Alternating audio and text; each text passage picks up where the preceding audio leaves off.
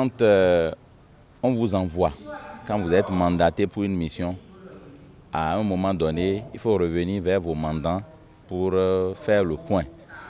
Et c'est ça qui a inspiré cette tournée de reddition de comptes du gouvernement où le chef de l'État a mandaté des personnalités et des cadres des différentes localités du Bénin pour aller vers les populations et partager avec elles les différentes actions, les différents travaux que le gouvernement a effectués en 8 ans. Et donc, à chaque étape, puisque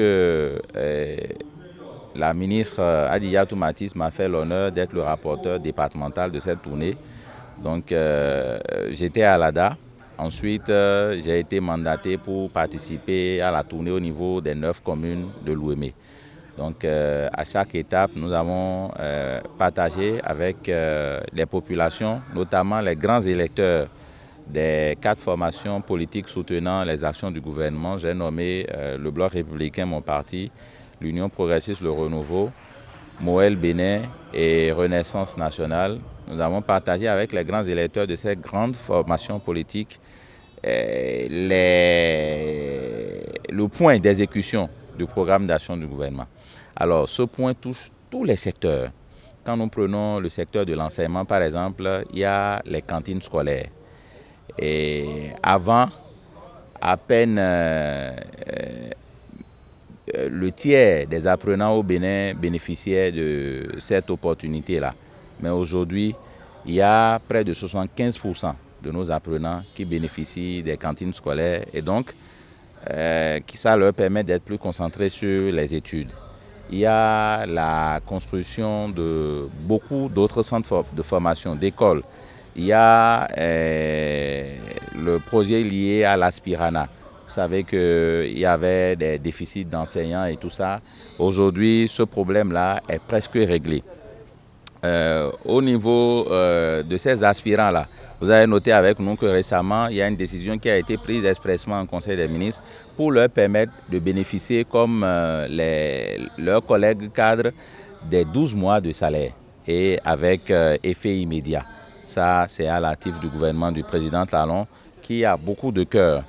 Nous quittons là, nous allons dans le secteur de la santé. Il y a eu beaucoup de réformes. Avant, il y avait des grèves pêle-mêle. Vous envoyez votre parent qui est en état, qui est presque agonisant à l'hôpital.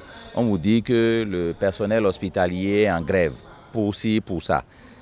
Depuis l'avènement de ce gouvernement, de la rupture et de son chef, son leader charismatique, le président Patrice Talon, cette pratique-là a complètement déserté pour laisser place à la compassion et pour imposer aux infirmiers, aux docteurs, aux médecins de s'occuper des patients, quoi qu'en soit la situation.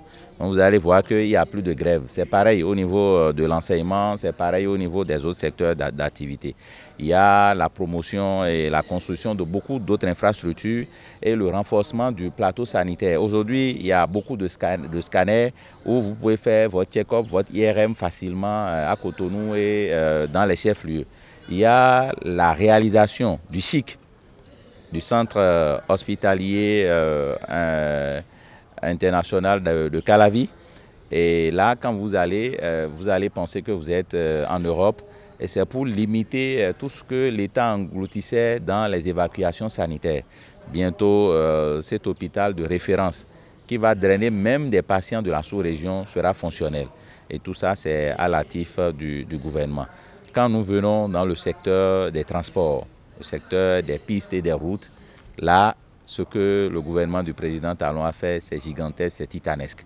Avant, vous avez vu la route à Croix-Misreté, Dangbo, Adjon, Pédécor. Cette route a été réalisée il n'y a pas longtemps, mais c'est en état de dégradation très avancé, au point même de causer des accidents dans lesquels certains de nos frères ont perdu leur vie. Le président Talon a sifflé la fin de la récréation. Il a dit plus jamais ça au Bénin. Il y a eu beaucoup de routes qui ont été construites. Et à la différence que ici, avant, c'était des routes d'à peine 15-20 cm.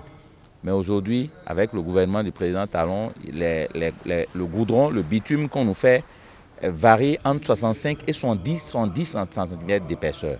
Vous voyez vous-même ce que c'est. C'est des œuvres de qualité et qui vont durer dans le temps. Parce que quand vous n'avez pas de gros moyens, on n'est pas riche en ressources du sous-sol. Tout ce qu'il fait, c'est entièrement basé sur le fisc, sur les impôts. Et donc, quand vous n'avez pas de grands moyens, quand vous voulez réaliser des infrastructures, vous faites des infrastructures de qualité. D'accord? Donc, ça, c'est ce qui est au niveau des routes. Et au niveau du sport, voilà, de la jeunesse et des sports, c'est avec ce gouvernement-là que tout ce qu'on voyait comme des films dans nos têtes ont été réalisés. 22 stades modernes, équipés, réalisés dans les communes du Bénin. Et il y a la phase 2 qui va encore démarrer bientôt. C'est à l'actif du gouvernement du président Patrice Talon. Et avant tout ceci, dès l'entame de son mandat, figurez-vous, en 2016, il a mis en exécution un décret qui datait de l'époque du président Kérékou. Et ce décret, mis en application, nous a permis le découpage en bonne et due forme. Et ça a permis d'avoir les préfets, les 12 préfets. Et ceux-ci s'occupent comme cela se doit de leur territoire. Et ça limite les plaintes et les attaques par-ci et par-là.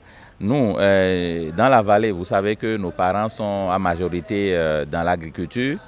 Ce sont de vaillants agriculteurs et éleveurs. Et des problèmes qu'on avait, c'était des problèmes de maîtrise d'eau, des problèmes pour écouler les productions et également des problèmes liés aux peuls transhumants qui venaient en un cycle détruire les productions de nos vaillants producteurs. Aujourd'hui, quand vous allez à Djoun, Bonou et environ, c'est à cœur joie que les producteurs, nos parents vous disent que ça c'est fini, c'est désormais conjugué au passé, il n'y a plus de peuls transhumants et nous jouissons pleinement de nos productions. Alors il y a un fait lié à la cherté de la vie que les populations ont abordé dans toutes les régions.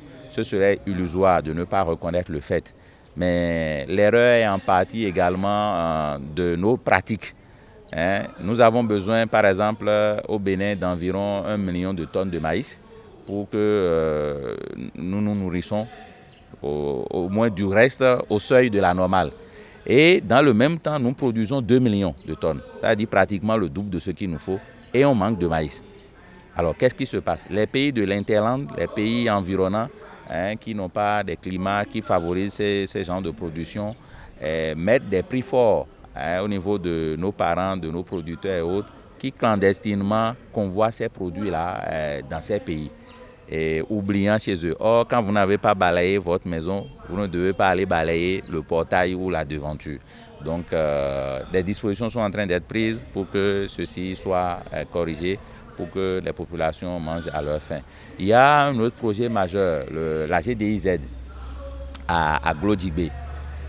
Avant, on produisait et les gens prenaient nos matières premières telles que le coton, allaient transformer et revenaient nous vendre ça 3 fois plus cher.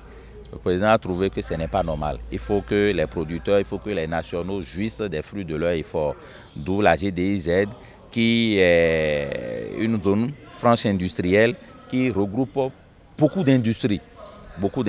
Et aujourd'hui, nous transformons notre coton sur place, le soja et beaucoup d'autres spéculations. Alors, l'impact de la création de cette zone-là, c'est environ 10 000 emplois, directs et indirects.